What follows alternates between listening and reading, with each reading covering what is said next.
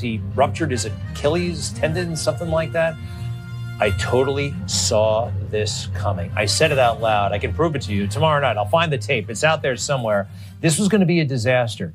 He lost the eye of the tiger. A competitive quarterback can't be all happy and goofy all the time. And something happened to this guy, and I think I know what it was. Drugs.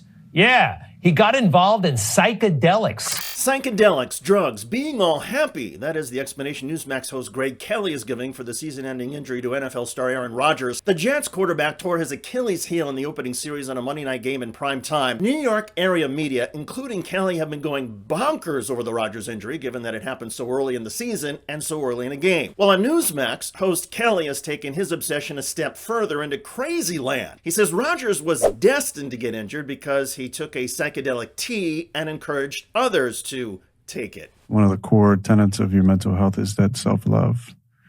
And that's what ayahuasca did for me, was help me see how to unconditionally love myself. And it's only in that unconditional self-love that then I'm able to truly be able to unconditionally love others. Mm-hmm. What? How about going to church?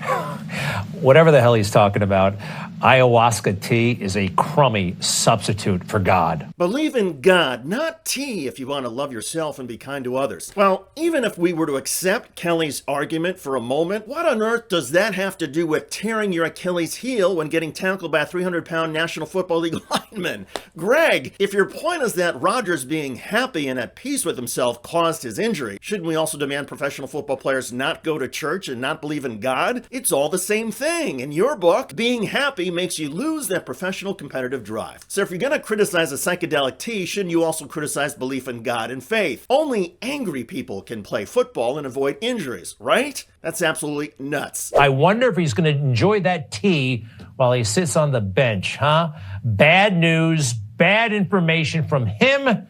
Sorry, he's going to be fine, by the way, all right? He's got millions and millions of dollars. His house is the size of an airport terminal.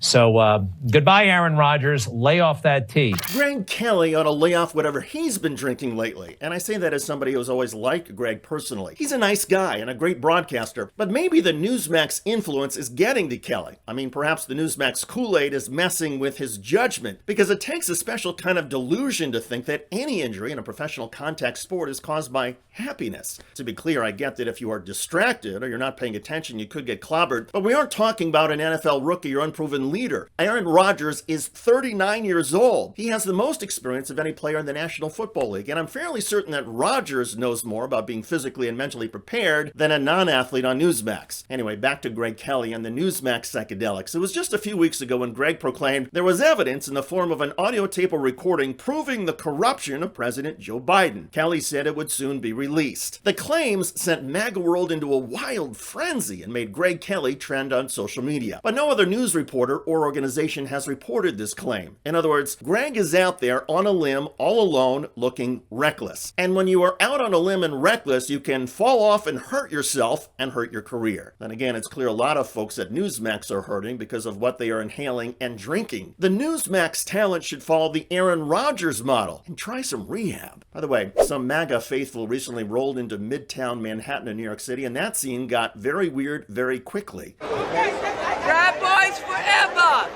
Forever! Proud Boys forever! God bless them! They're real men who stand up for American women! Check out that video at the link below. I'm David Shuster. Thanks for joining us.